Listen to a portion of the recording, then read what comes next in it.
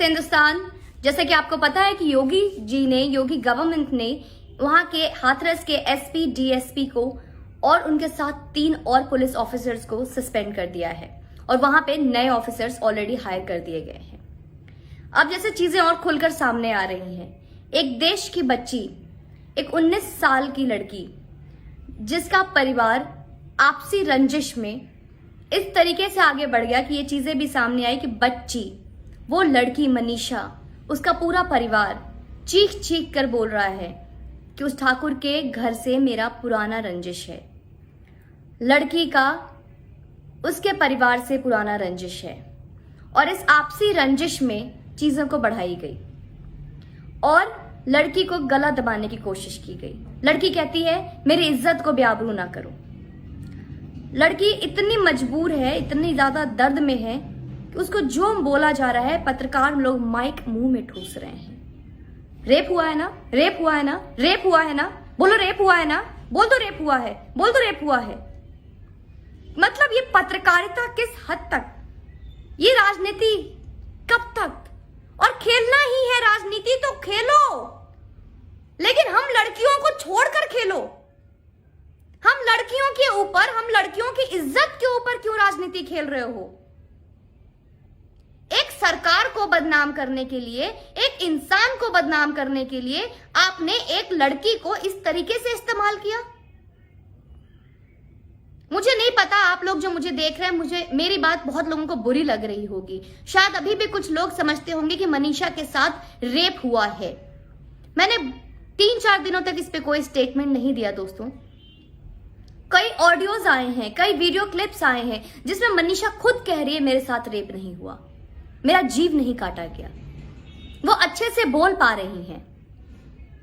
वहीं राजस्थान में कुछ मुस्लिम बॉयज रात भर गाड़ी में घूम घूम कर एक लड़की का रेप करते हैं और मार के फेंक देते हैं, सिर्फ इसलिए कि राजस्थान में कांग्रेस की सरकार है। इस बात पे कोई मुद्दा नहीं बनाया जाएगा, इस बात के बारे में कोई बात नहीं की जाएगी।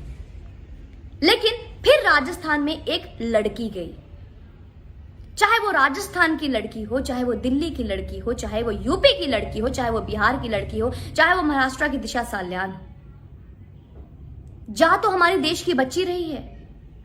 आज हर जगह मुद्दा बना हुआ है हाथरस, हाथरस, हाथरस। एक बच्ची के इज्जत के ऊपर, एक लड़की की इज्जत के ऊपर राजनीति की रोटियां खाने वाले, रोटियां सेकने वाले, शर्म करो। जो लड़की अब रही नहीं, आपने उसके जाने के बाद भी उसकी इज्जत को बेआबरू कर रखा है, सिर्फ कुछ फायदों के लिए, पैसों के लिए, नाम के लिए। राहुल गांधी, उसकी बहन प्रियंका गांधी, ये सारे हाथरस पहुंच जाते हैं। राहुल गांधी जी, इतना ही दर्द अगर आपको रेप पीड़ित लड़कियों से है तो आप आज तक, इतने दिनों तक महाराष्ट्र क्यों नहीं आए? दिशा साल्यान के साथ क्या हुआ ये पूछने के लिए आज तक दिशा साल्यान के परिवार के पास क्यों नहीं गए? आज तक आप, इतने दिन तक अगर आपको इतना ही दर्द था तो आप आज तक जो हुआ है, अभी जो राजस्थान में जो केस हुआ है हाल ही में, जिसमें कि सच में रेप हुआ है, उस पर आपने क्यों नहीं कुछ बोला? राजस्थान क्यों नहीं जाते आप लोग? और फिर आप थक जाएंगे, फिर आप अपना स्पा कराने के लिए इटली चले जाएंगे, because you need a better spa then, right? एक लड़की की इज्जत के साथ खेलना बंद करते हैं आप लोग। एक लड़की को बेआबरू करना बंद कर दे। हम लड़की कोई कठपुतली नहीं है आपकी राजनीति के लिए जो मजाक उड़ाया जाएगा। हम लड़कियों का अपना एक इज्जत है। गरीब मासूम परिवार को पैसे के लालच में उसकी बेटी को बेआबरू कर दिया। शर्म नहीं आती आप लोगों को? इतने बेवकूफ भी नहीं है भारत की जनता। कुछ लोगों को सिर्फ अभी भी वही दिख रहा है, दलित दलित दलित। कुछ लोगों को सिर्फ अभी भी वही दिख रहा है, योगी सरकार को गिराना है। कुछ लोगों को अभी भी दिख रहा है कि योगी बलात्कारी, बलात्कारी योगी सरकार। पर यहां पे लड़की के साथ क्या हुआ वो नहीं पता। लड़की की मां बार बार कहती है कि मेरा आपसी रंजिश था, मेरे बेटी को पीछे खींच के ले दिया गया, उसके भाई ने उसका गला दबाया क्योंकि लड़के का जो भाई था वो लड़की को पसंद नहीं करता था। पूरा बयान हर जगह दर्ज है, हर जगह जैसा भी कोई केस होता है पुलिस वहां पहुंच के दर्ज करती है। लेकिन फिर भी प्रेशर में आकर योगी गवर्नमेंट ने उन लोगों को उनकी लापरवाही पे सस्पेंड किया। लेकिन लड़की का क्या? आज मरने के बाद भी वो बच्ची आज क्या सोच रही होगी? मेरी इज्जत पे तारोतार कर दिया।